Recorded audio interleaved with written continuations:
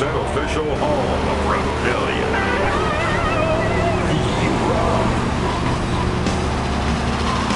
Alright, we got some more rock lined up for you. But wait, one moment.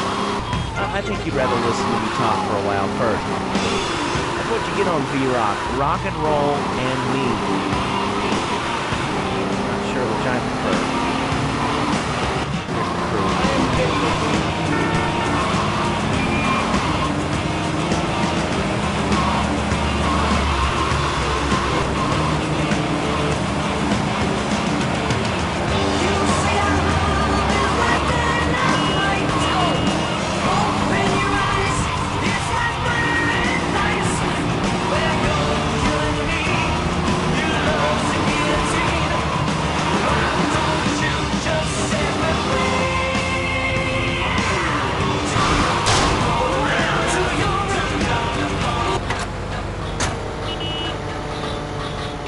I ain't a big mouth, no balls kind of guy.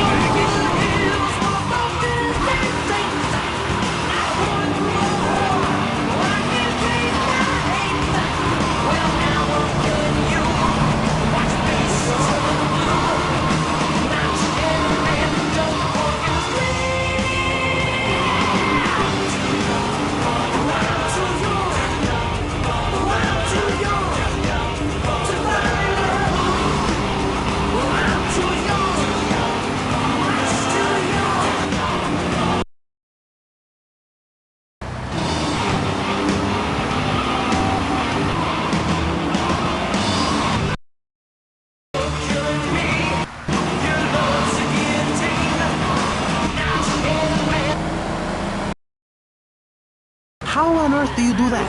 Well, you could let them off. Marvelous. Great. That's soon the whole state will be flooded and ruined. Then they'll have to leave. Mr. Hickory, were you born in Florida? What a stupid question. Oh, the cheek. Were you? Of course not. No one's been born in Florida since 1877. But I've been here for 5 years, which is a very long time. Yes, it is. A very long time. Almost as long as this show. Ladies and gentlemen, you're listening to Pressing Issues with me, Maurice Chavez, presiding over some of the least informed debate on the radio. In this episode of Pressing the Issue, we had Alex Shrub, Callum Grayshaw, and John Florida Hickory discussing it. I guess you've all got to make up your own minds. Should we be as wet as fish or a corrupt money-grabbing thief? Gentlemen, I feel we really got something, and that Vice City and people everywhere know a lot more than they did before we began. And now, over to Jonathan and Melissa to talk to you about public radio in your area. You're listening to VCPR, the radio station for disoriented and unrealistic college professors who wear fuzzy sweaters and find everything terribly interesting. I'm Michelle Montanius. And I'm Jonathan Freeloader. Public radio is very important. You may have heard my recent hour-long story about my hike in the park. That was fascinating and very important for everyone, even the blind. Play a selection.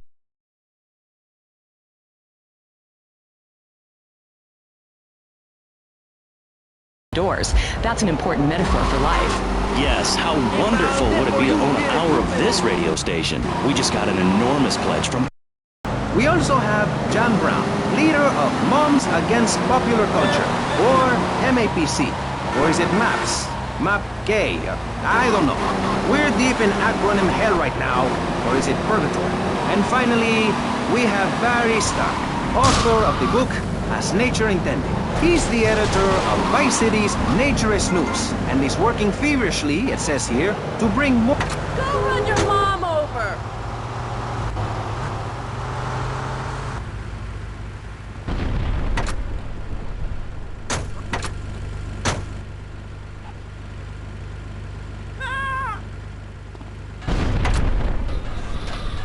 Mother, so I have to deal with this issue every day. My adorable kids have learned that it's wrong to be naked.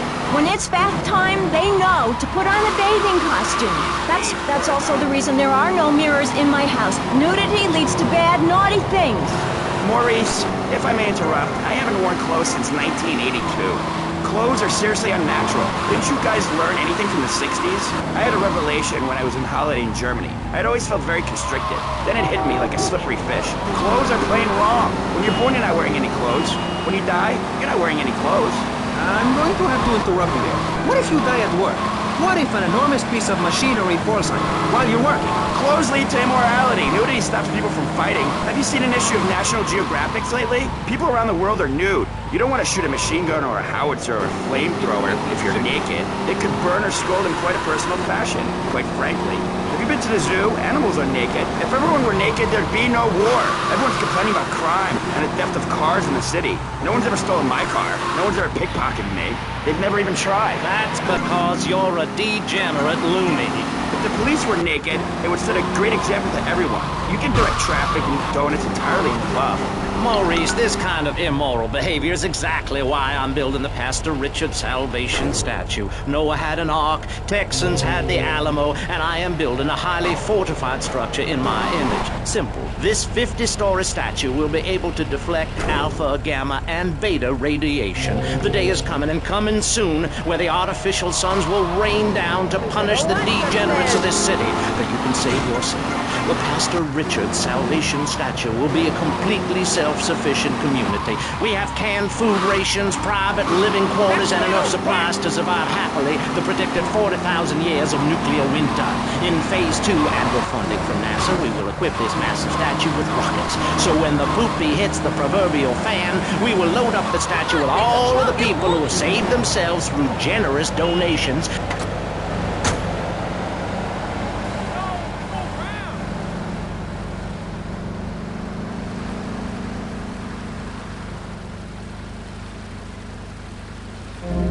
You think you funny?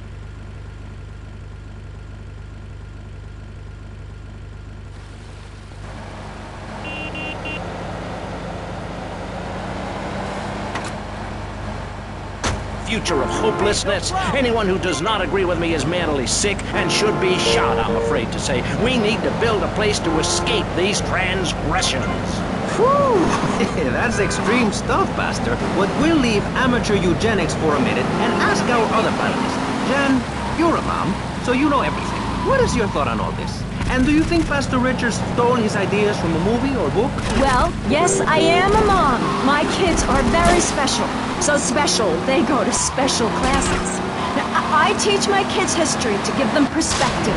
Last night I was telling them about how Magellan sailed around the Strait of Magellan and met some friendly natives that gave him supplies. Then he had to kill all of them. And that's an important lesson about life. If you look at nature, you'll see many species that eat their children to protect them. That now. Moving on. Pastor Richards, in your book...